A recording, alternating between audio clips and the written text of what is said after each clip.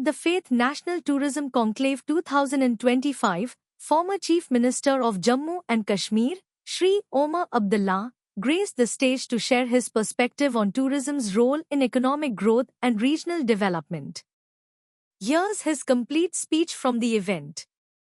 I thought that this year was pretty much a write-off for us, and that if we were to look at tourism in Jammu and Kashmir, we should start looking at it from the point of view of 2026. But as they say, man proposes and God disposes. Obviously, the Almighty had different ideas for us.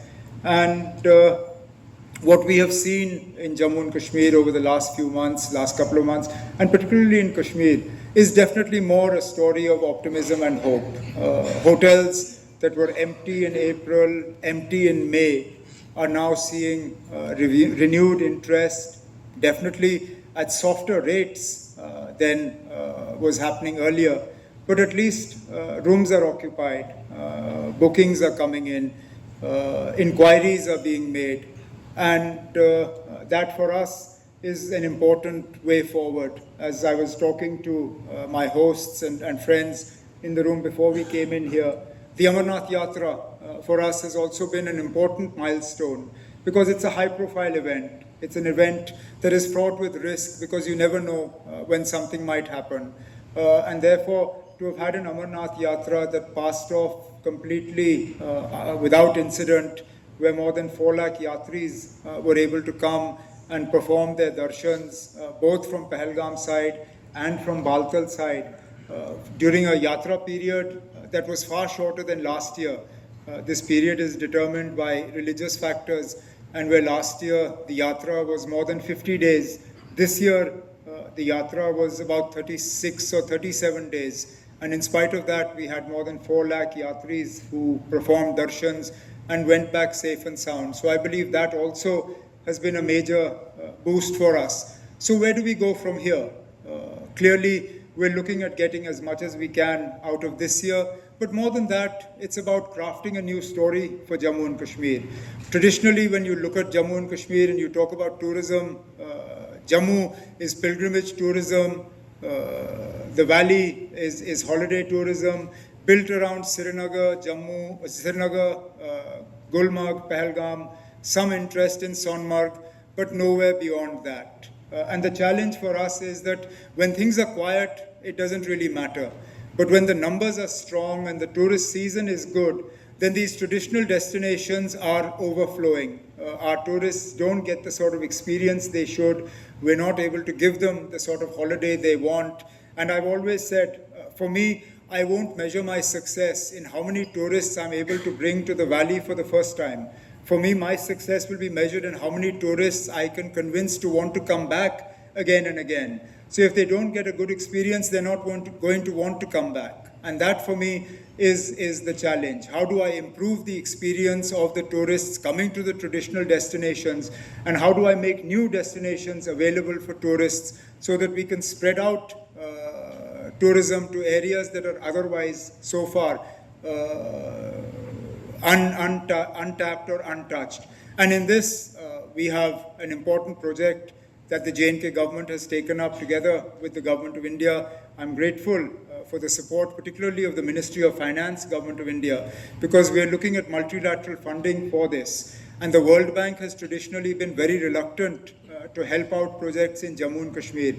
This time, I'm extremely hopeful that a project that we've called SPREAD, that actually looks at developing 9 greenfield projects for tourism in the valley and in Jammu, will take off. And that will afford great opportunity for us, A, to develop 9 new destinations with a modern outlook in terms of the infrastructure that tourists require, in terms of the connectivity that they're looking for, and in terms of purpose-built resorts that will fit in with the current and obviously the need of the hour, which is sustainable tourism.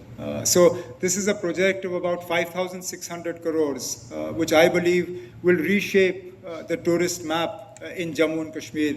Along with this, there are obviously the opportunities that adventure tourism affords us. At the moment, we're going a little slow on that because of the need to ensure that the security audit that we're carrying out for our tourism destinations is concluded and that we can ensure a safe and secure visit to the valley. But we're hoping that our trekking routes will reopen. In terms of winter tourism, Gulmarg is the place that wrote the book for winter tourism in the country. You couldn't think of skiing in India if you didn't think of Gulmarg.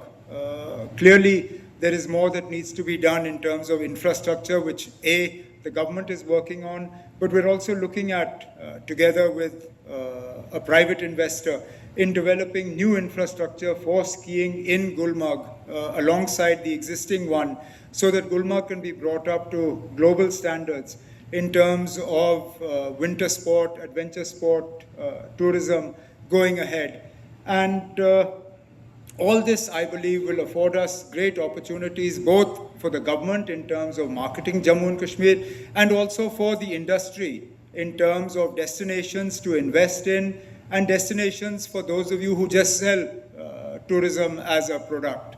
And that's where we want to work together with you. We want to learn from the experiences you have. All of you are connected with tourism, not only in various parts of the country, but in various destinations around the world. And there are obviously lessons that we can learn from your experiences. There are lessons that we can learn in terms of the experiences that the people you send to Jammu and Kashmir, the experiences that they have, good, bad, and ugly. The good, perhaps we can't learn as much from, but no story is only good. There are people whose experiences are less than optimal. And therefore, again, meetings like this, conversations like the ones I've had with you on the sidelines of meetings such as these are important learning points for us. What can we do to improve the experience of tourists visiting Jammu and Kashmir? Tongue-in-cheek, I've often said that Kashmir was heaven on earth long before Kerala was God's own country. But somewhere down the line, वो कहते हैं नज़र लग गई.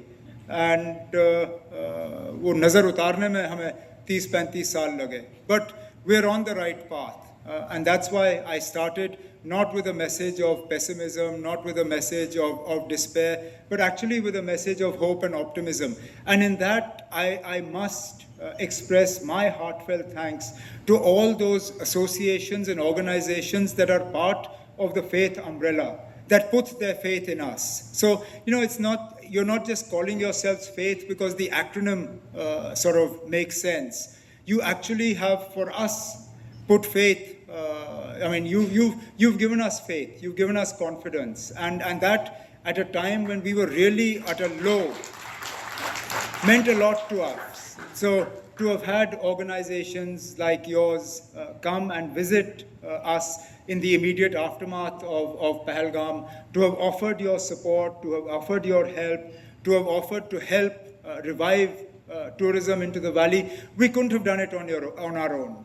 So there are so many familiar faces sitting here opposite me who I've had more than one opportunity to interact with after the 22nd of April. And believe me, I think I would struggle to find the right words to tell you what your support and what your help has meant to us. It's allowed us to believe that the road ahead is sort of not dark. The road ahead is going to be one filled with light. And therefore, on this message of hope and optimism, can I request you to keep your love affair with Jammu and Kashmir alive.